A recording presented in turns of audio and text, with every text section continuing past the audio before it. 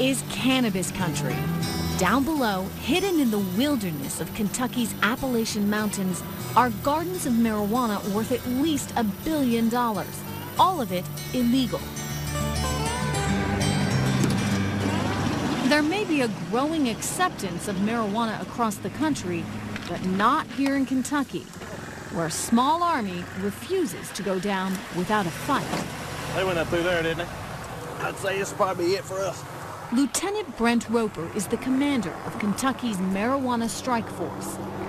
He leads 120 men and women from state and federal agencies as they hike up and down plunging hills. They work in 95-degree heat and extreme humidity, combating the relentless onslaught of weed. We have a pill problem, a meth problem. We've got other drug problems, just like everybody else does. But ours in Kentucky have one thing all in common, and that is marijuana is supporting all these other drugs because it is the most profitable. When you're getting $3,000 a pound for marijuana, now you see where the money's at. Lieutenant Roper was raised in eastern Kentucky and knows that pot has always been part of the culture here. Traditionally, it has always been, you know, the cash crop in Kentucky. And I can always remember, you know, how readily available marijuana was at that age growing up, and that it was probably easier to get than a pack of cigarettes. In 1972, when Roper was a child and the counterculture was in full bloom, a commission appointed by President Nixon studied the marijuana question. If a person does, by any chance, use it, that person should not be stigmatized with a criminal sanction. Nixon rejected the recommendation to decriminalize marijuana and instead declared a war on drugs. It is necessary to wage a new all-out offensive.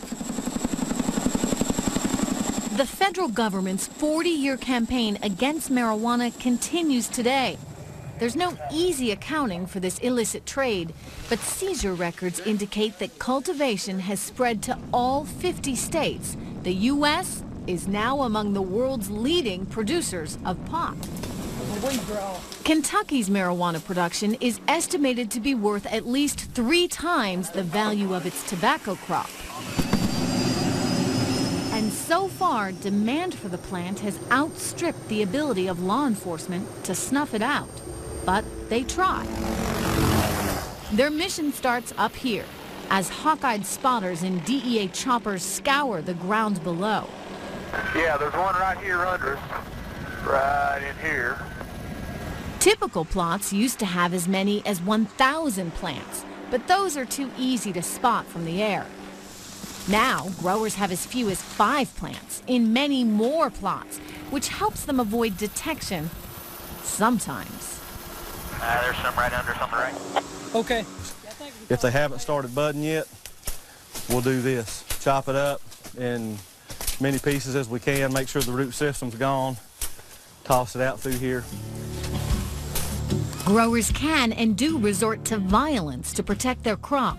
Many use firearms, explosives, and booby traps. These nail-studded boards are intended to pierce the feet of intruders. See, they've been covered up with leaves. How do you figure out who the marijuana belongs to? Time and effort.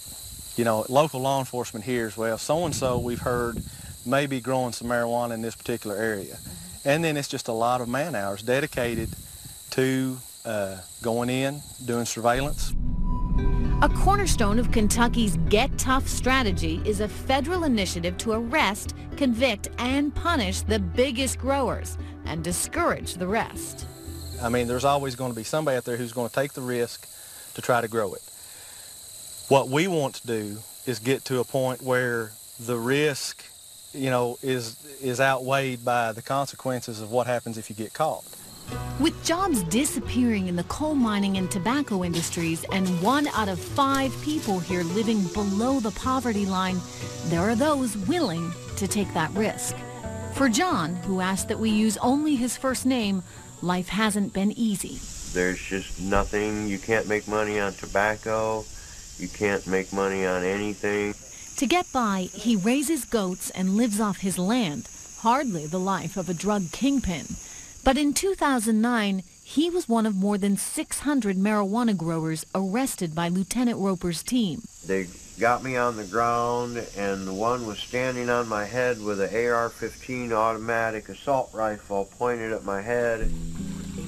He was charged with cultivating 150 marijuana plants, a federal offense that carries a sentence of 5 to 40 years in prison, something he says he didn't consider when he threw down some marijuana seeds. All the factories are shutting down and moving, so if you want to make any type of a living at all, it's really the only way, and the demand is so incredible. He pled guilty to growing 30 plants. After 90 days in jail and a hefty fine, John says he'll never grow marijuana again. But there are others to take his place. Is it realistic to think that you ever get rid of marijuana completely in Kentucky? There's no way. So the Kentucky mission continues with no end in sight. In this steep and rugged terrain, some plots are virtually inaccessible. Clear on your left, sir. Clear thorough. 10 Black Hawk helicopters transport 40 state troopers to rappel into the tiniest gardens in the most remote spots. Then right here some more. They burn through fuel and taxpayer money. $800 an hour, 8 hours a day. $1.4 million a year. How many plants is that? 7. It's now the end of the harvest season here in eastern Kentucky, and authorities are wrapping up their search and destroy campaign. They've actually confiscated less marijuana this year, but they say that's not a sign of failure, but rather proof that the state's zero-tolerance policy actually works. How can it be a success if you're cutting fewer plants? You know, in the early 90s, if you're cutting 1 million plants, but you're only getting maybe 30% of it, you know, it's a start.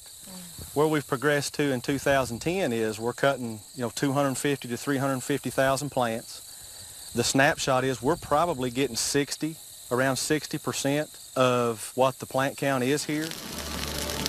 By the end of the 2010 season, Roper's team destroyed more than $600 million worth of marijuana. And he vows that Kentucky will be the last state ever to legalize pot as just another taxable commodity. Why would anybody ever consider that legalizing one more drug, especially one that we are winning, why would you ever consider that just for money? Because in the end, you're going to lose. You'll lose. And that's the fear, that legalizing pot would lead to more people smoking, more crime, and more dangerous drugs. Or would it? You go to many places like this where people are smoking in the street and the police don't say nothing. And I think it's a good policy. When we come back, a trip overseas to the most permissive pot culture in the world. And no, it's not Amsterdam. That's next when Marijuana USA returns.